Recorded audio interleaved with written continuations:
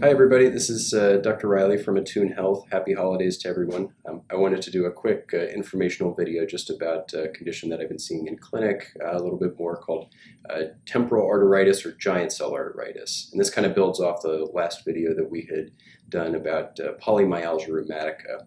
So giant cell arteritis is considered a blood vessel inflammation disorder, which we call vasculitis, and it tends to affect large vessels both in the chest and then sometimes that feed the arteries of the eyes and the temples. So how does this condition present? So generally we see this condition in patients who are over the age of 50.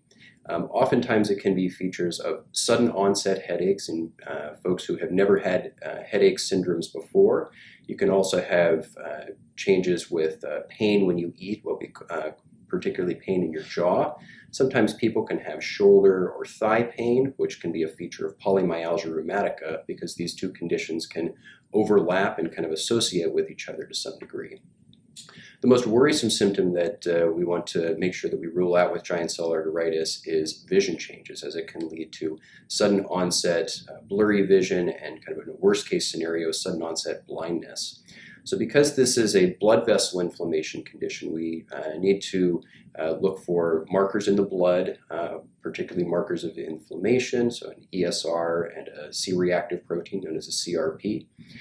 If we are evaluating you for this condition in the office, we would do a thorough physical exam, looking at your vasculature, doing a pulse exam, and also doing a joint exam to see if you have any evidence of inflammation in the joints as well.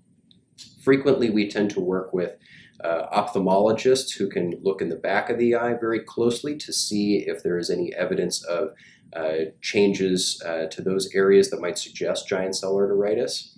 Sometimes we may need to proceed with imaging studies, and that often can include a CAT scan, or that can sometimes include an MRI looking at the blood vessels. And sometimes to make a diagnosis, really kind of what we call the gold standard of this is still with a biopsy of the temporal artery, which is a segment that is just taken usually on the forehead, and we can look at that under a microscope and see if there is any evidence of blood vessel inflammation that's there.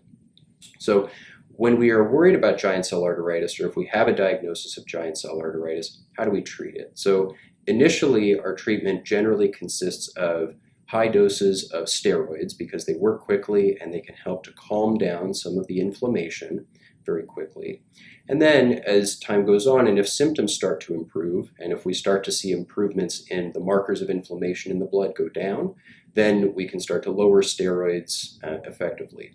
Sometimes if we're not able to lower steroids without return of symptoms or the markers of inflammation in the blood going up, then what we can do is institute other medications to add those on and kind of replace steroids that allow us to reduce steroids off.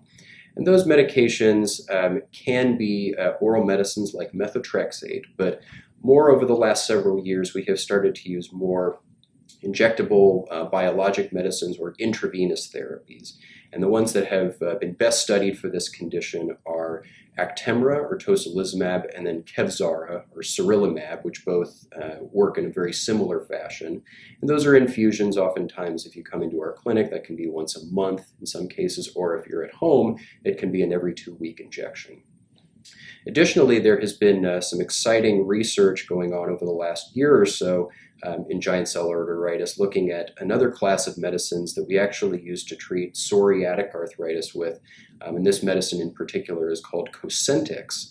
And this is a once a month injection generally that has been researched a little bit in giant cell arteritis. And there was recently a study in the Lancet journal that had showed some benefit over placebo. So this is another good opportunity for folks who, for whatever reason, are not able to take one of the other medications like Kevzara or Actemra. So we're still learning more about this disease, and we continue to do research on it, but some exciting changes for it on the horizon as well. So if you have been diagnosed with giant cell arteritis, or if there is concern from one of your other doctors, whether that's your primary care physician or your eye doctor or urgent care physician, we are more than happy to see you and evaluate you here at Attune.